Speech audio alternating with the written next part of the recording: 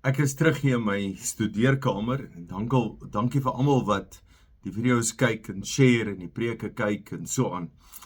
Maar het jy geweet, dis net perfekte mense wat hemel toe gaan.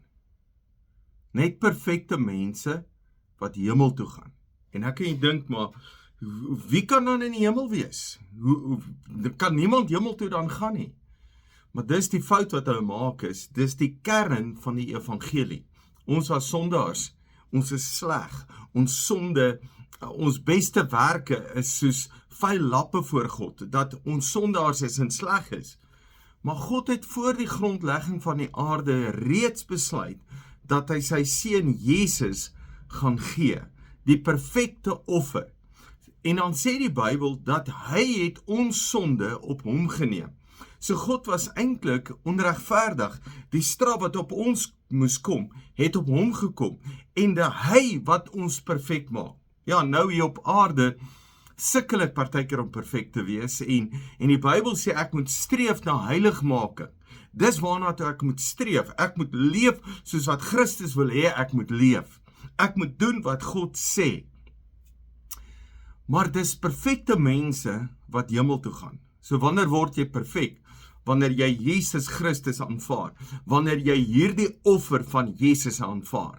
Nou, hy het dit vir die hele wêreld gedoen, maar dit is nie die hele wêreld wat dit aanvaar nie.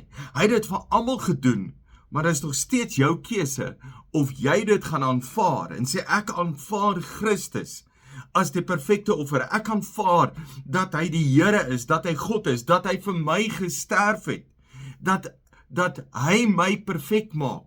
Sodat wanneer ek voor God staan, dan is ek perfek. Perfek beteken, jy is die regverdige van God.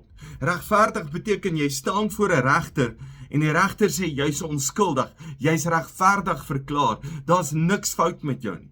En dink 'n oomblik, dink jy God gaan sonde in die hemel toelaat? Dink jy God gaan jou gebrokenheid in die hemel toelaat? Glad nie. In die hemel is daar geen sonde weer nie, geen gebrookte, geen siekte, geen pyn, geen lyding, niks nie. En dis as gevolg van Jesus wat die perfekte offer is. En hoor wat sê Romeine, dan skryf Paulus. Hy sê, die skrif sê, nadat jy naby jou is die woord en in jou mond en in jou hart. En hierdie woord is die boodskap van geloof en dis wat ons verkondig. So wat verkondig die Bybel? As jy met jou mond bely dat Jesus die Here is en met jou hart glo dat God hom uit die dood uit opgewek het, sal jy gered word. Met die hart glo ons en ons word vrygespreek en die mond bely ons en ons word gered. So jy kan nie net wil glo met jou hart en nie met jou mond bely nie. Ek bely met my mond dat Jesus die Here is. Ek bely dat hy die seun van God is. Ek bely dat hy God is.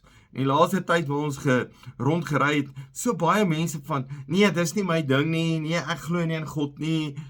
Dan besef ek, hulle aanvaar nie hierdie offer nie.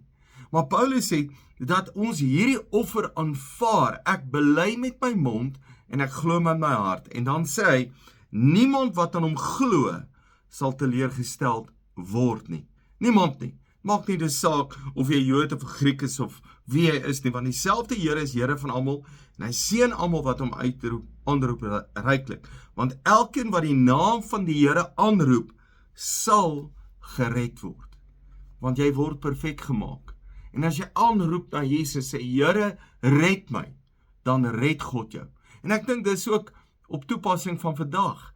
As ek vandag met my mond bely, hy is die Here, ek glo in my hart in hom, en ek roep en sê, Here, help my hier by my werk, help my by my huis, Here, help my, dan sit ek my vertroue in die Here, dat hy my help, dat hy met my is. Here, bewaar my, Here, voorsien vir my, Here, beskerm my. Dan doen hy dit reeds hier op aarde. Reeds hier op aarde begin ons hemel op aarde beleef, want ons beleef God is met ons. Maar wie gaan hemel toe? Hulle wat perfek is.